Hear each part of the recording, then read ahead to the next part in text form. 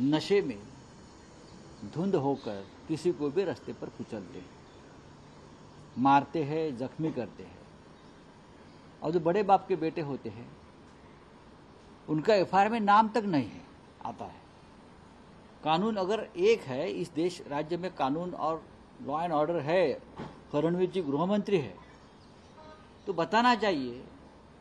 नागपुर में जो hit end run का केस हुआ है वो कार किसकी है, किसके नाम पर है, गाड़ी कौन चला रहा था, बाद में ड्राइवर की अदला बदली की, ये रिकॉर्ड पर है। आरटीओ ऑफिसर ने क्या किया, नेम प्लेट क्यों बदली, नेम प्लेट क्यों निकाल दी। अगर बावनकुळे जी का या उनके फैमिली का ये एक्सीडेंट से कोई संबंध नहीं है तो ये चोरी चपाटी क्यों की, क्योंकि और जो गाड़ी चला रहे थे शहजादे, वो तो नशे में धूत थे, उनको बचाया गया है। ये सब मामला सामने आने के बाद कानून व्यवस्था कितनी उध्वस्त हो गई है, खास करके जहां फडणवीस जहां से आते हैं गृह मंत्री, उस शहर का हाल देखिए।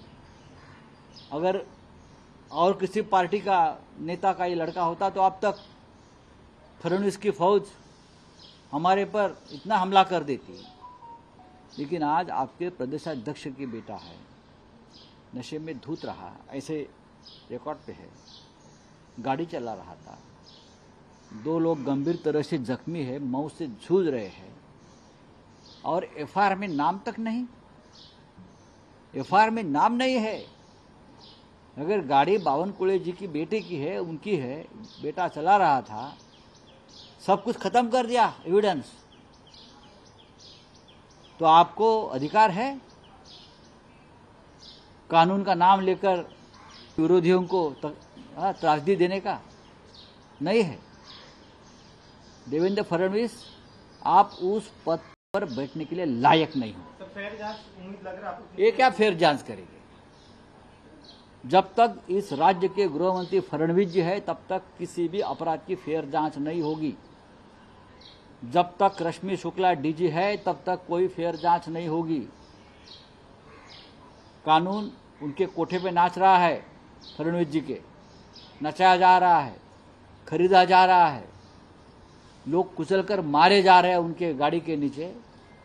हाँ, एफआईआर में नाम तक नहीं। गाड़ी आपकी है, गाड़ी में आपका बेटा बेटा है, वो नशे, वो लाहौरी बार है, रेस्टोरेंट बार, वहाँ का सीसीटीवी फुटेज निकालिए लाहौरी बार का। वहाँ नशे में कौन धूत था, कौन दारू पी रहे थे, नशा कर रहे थे और बाद में गाड़ी में बैठकर गाड़ी चला रहे थे, लेकिन सीसीटीवी फुटेज आप नहीं है।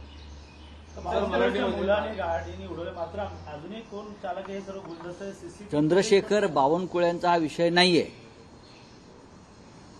हा विषय फक्त बावनकुळेंचा आहे का, मी असं मानत नाही। या राज्यातल्या कायदा आणि सुव्यवस्थेचा जो कचरा झालेला आहे, म्हणजे कायदा 2 आहेत का? एका बाजूला नरेंद्र मोदी समान कायद्याच्या गोष्टी करतात ना, कायदा सगळ्यांसाठी सारखा, पण या राज्यात तसं नाहीये। जर दुसरं कोणी अशा प्रकारचा गुन्हा केला असता आणि तो दुर्दैवाने विरोधी पक्षातल्या नेत्याचा मुलगा असता तर देवेंद्र फडणवीस आणि बावनकुळे यांच्या ज्या फौजा आहेत त्या तुटून पडल्या असत्या आमच्यावर। पण आज तुमचे प्रदेशाध्यक्षांचा मुलगा याच्या स्पष्ट दिसतो आहे। गाडी तुमची आहे, बावनकुळ्यांची। गाडीनं 6 गाड्यांना ठोकर मारली, 4 लोक जखमी आहेत, त्यातले 2 अत्यंत गंभीर स्वरूपात जखमी आहेत आणि ते जीवन मरणाशी झुंज देत आहेत नागपूरला। लाहोरी बारमधून नशेत धूत होऊन हे लोक गाडी बसले आणि गाडी चालवत गेले, गाड्या ठोकरल्या। त्यानंतर 2 ठिकाणी 2 वेळा झालं हे, सीसीटीव्ही फुटेज गायब केलेले आहेत नेहमीप्रमाणेच। त्यानंतर नंबर प्लेट गाडीची काढून टाकली।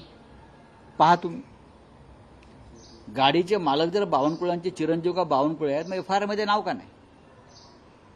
गाडीची मालकी तुमच्याकडे आहे, मग गाडी कोण चालवत होतं? ड्रायव्हरची अदलाबदली झाली, स्वतः गाडी चालवत होते महाशय शहजादे, युवराज. पण अपघात झाल्यावर ड्रायव्हरला बसवला आणि ड्रायव्हरचं नाव घेतलं.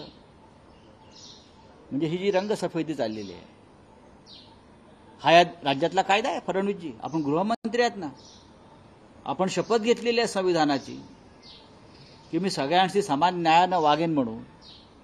पण या राज्यामध्ये गरिबांना सामान्यांना एक न्याय आणि तुमच्या पक्षातल्या मोठ्या लोकांच्या मुलांना बाळांना त्यांना वेगळा न्याय.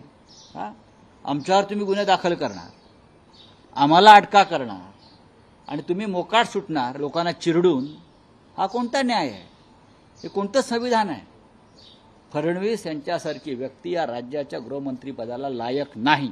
सर, एमआईएम ने गठबंधन करना चाहती महाविकास आघाड़ी से, महाविकास आघाड़ी की क्या भूमिका है?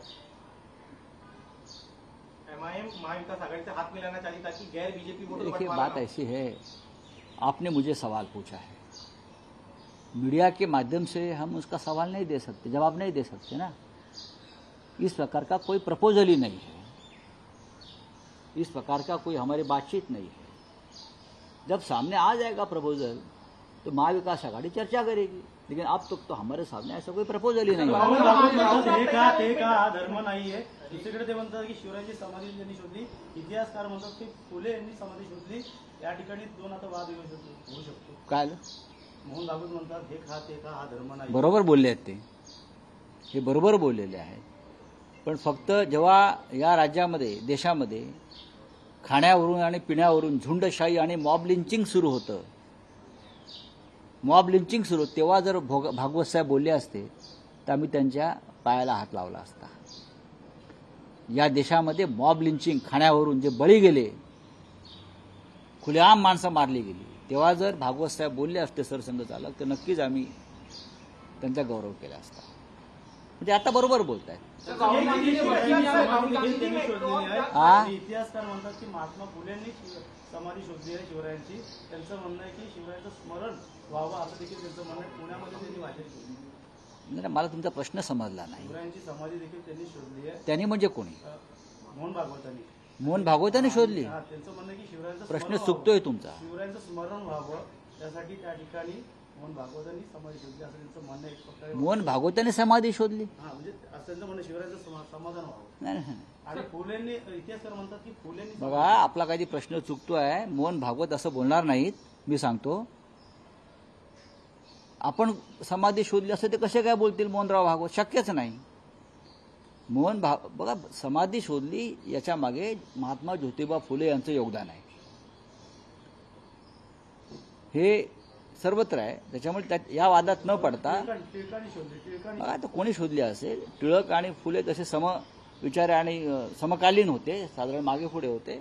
दोघांनीही त्यावेळेला छत्रपती शिवाजी महाराजांच्या बाबतीमध्ये त्या भूमिका घेतला. मग महात्मा फुले जे असतील किंवा टिळक असतील, या वादात पडण्याचं कारण नाही.